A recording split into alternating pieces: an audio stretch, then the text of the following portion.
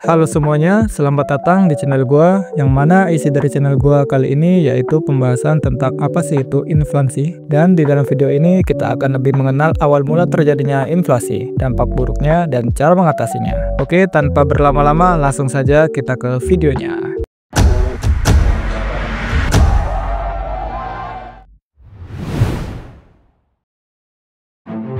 Sebelum masuk ke pembahasannya, kita harus mengenal terlebih dahulu apa itu inflasi. Inflasi adalah kondisi di mana harga barang atau jasa umum itu naik secara terus-menerus di dalam jangka waktu tertentu. Akibatnya, nilai dari suatu mata uang di negara yang terkena inflasi akan terus menurun. Contohnya saja, seperti negara yang sudah sering kita dengar karena inflasinya yang gila-gilaan, yaitu Zimbabwe. Dengan nilai tukar mata uang mereka ke dolar yaitu 0,00311 US dollar per 1 dolar mata uang Zimbabwe. Dan kalau dikonversikan ke rupiah, maka 1 dolar Zimbabwe atau ZWL senilai 52,31 perak. Hal ini tentu sangat berdampak bagi perekonomian Zimbabwe, yang dimana untuk membeli makanan pokok seperti telur saja, nilai belinya pernah mencapai 1 miliar dolar Zimbabwe. Tapi untuk kasus Zimbabwe udah termasuk kategori hiperinflasi. Yang kita bahas di sini adalah inflasi, yang mana dari contoh kasus Zimbabwe kita sudah dapat gambaran kalau inflasi di suatu negara itu bisa menjadi ancaman perekonomian negara. Lalu, bagaimana inflasi atau turunnya nilai mata uang suatu negara itu bisa terjadi?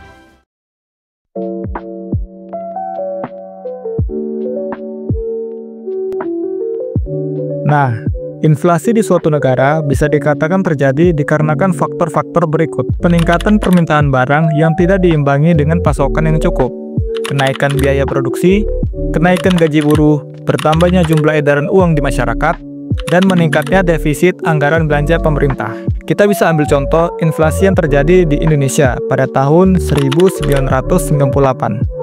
Yang pada saat itu, inflasi di Indonesia mencapai angka 77,63% dengan nilai tukar mata uang Indonesia ke dolar yaitu Rp14.000 per 1 dolarnya. Yang dimana itu bukan saja menyebabkan kerusakan perekonomian di Indonesia, tetapi sampai terjadinya kerusuhan dan demo yang dilakukan masyarakat pada saat itu, yang berimbas dilengserkannya presiden kedua yaitu Pak Soeharto. Bagaimana tidak? Dikarenakan inflasi pada saat itu, nilai jual produk di pasar-pasar meningkat, sedangkan angka kemiskinan makin melonjak. Hal ini bisa berdampak bagi kestabilan dan perekonomian negara. Lalu, apakah bisa suatu negara lepas dari inflasi yang terjadi di negara tersebut?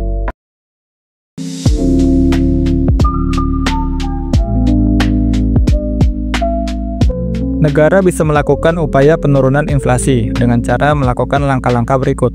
Pertama, melakukan kebijakan moneter dengan menaikkan suku bunga dan mengurangi jumlah uang yang beredar. Kedua, melakukan kebijakan fiskal, yaitu mengurangi pengeluaran pemerintah dan menaikkan pajak. Ketiga, peningkatan produksi dan distribusi. Keempat, langkah lain yang dapat dipertimbangkan, seperti pengendalian upah dan pengendalian harga.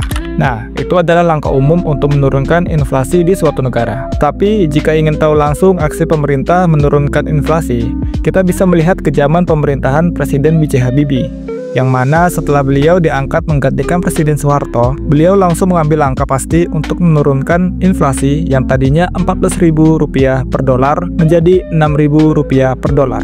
Nah, cara Pak Habibie dalam menurunkan inflasi di Indonesia, beliau menggabungkan kebijakan moneter dan fiskal serta rekonstruksi perbankan. Dan untuk rinciannya, beliau melakukan kebijakan moneter dengan menerbitkan SBI berbunga tinggi dan pengendalian peredaran uang di masyarakat. Sedangkan untuk kebijakan fiskal, beliau melakukan pembatalan proyek infrastruktur dan perlakuan khusus bagi mobil nasional. Dan terakhir, rekonstrukturisasi perbankan dengan melakukan penggabungan bank-bank pemerintah dan melakukan pemisahan Bank Indonesia dari pemerintah. Sehingga dampaknya beliau berhasil mengendalikan inflasi pada saat itu. Oh ya, kalau kalian ingin tahu lebih dalam tentang cara Pak Habibie mengatasi inflasi, next video kalau rame saya bikin.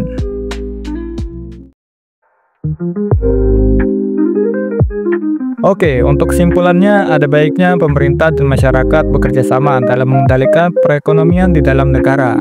dari sisi pemerintahan dengan tidak berlebihan dalam pengeluaran anggaran. Dan masyarakat juga tidak sering belanja produk atau brand dari luar negeri, karena itu bisa mempengaruhi perekonomian di dalam negeri juga. Karena dengan kerjasama dan peduli akan negara, kita bisa lepas dari hal-hal yang tidak diinginkan. Itu saja bro, dan baiklah, see you next time, the next video.